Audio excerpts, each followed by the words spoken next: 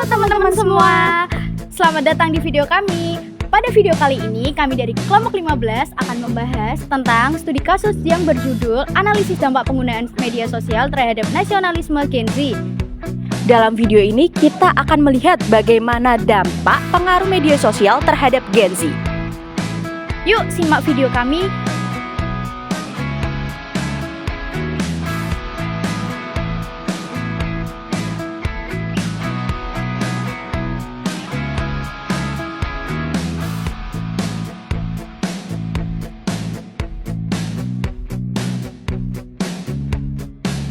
Untuk mendapatkan gambaran lebih jelas mengenai topik ini, mari kita simak bagaimana media sosial mempengaruhi rasa nasionalisme generasi Z melalui studi kasus dan beberapa pendapat dari narasumber.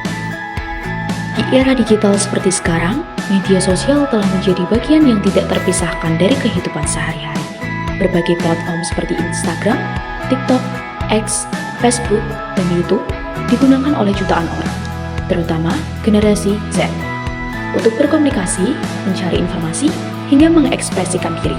Namun, di balik berbagai manfaat yang ditawarkan, media sosial juga membawa pengaruh yang cukup besar terhadap cara pandang dan sikap generasi muda, termasuk dalam hal nasionalisme atau rasa cinta terhadap bangsa dan negara.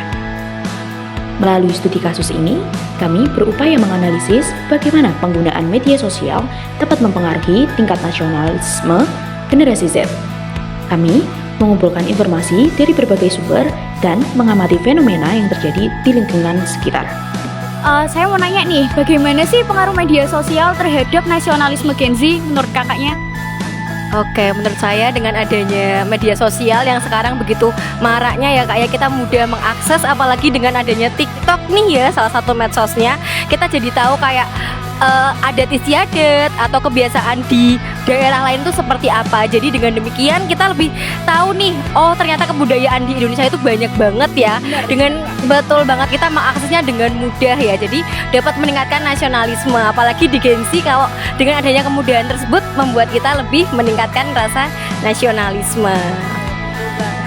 Terima kasih ya Kak sebelumnya. Terima kasih.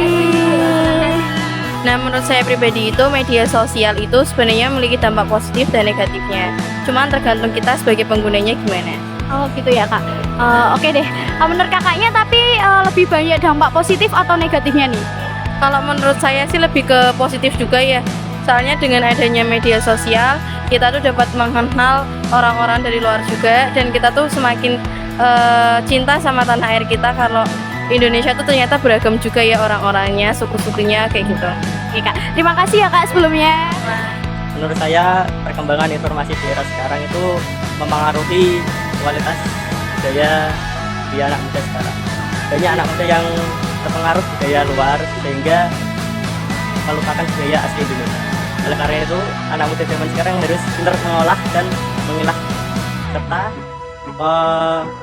membanggakan budaya kita sendiri, yaitu budaya Indonesia. Terima kasih.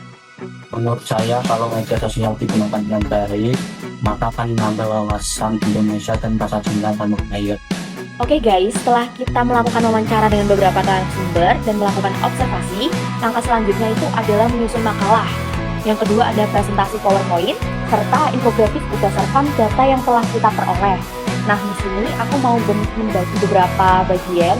Untuk Nia dengan Salsabila membuat PPT, saya dengan Dita membuat laporan makalah, dan Rosie membuat infografis dan edit video. Demikian studi kasus yang telah kami lakukan mengenai dampak penggunaan media sosial terhadap nasionalisme generasi Z. Dari hasil analisis yang kami lakukan, dapat disimpulkan bahwa media sosial memiliki dampak positif maupun negatif terhadap rasa nasionalisme. Oleh karena itu, media sosial perlu digunakan secara bijak agar memberikan manfaat bagi diri kita dan lingkungan sekitar. Terima kasih kepada seluruh pihak yang telah membantu, serta kepada Anda yang telah menyaksikan video ini. Semoga bermanfaat dan menambah wawasan. Terima kasih. Padamu ku percaya.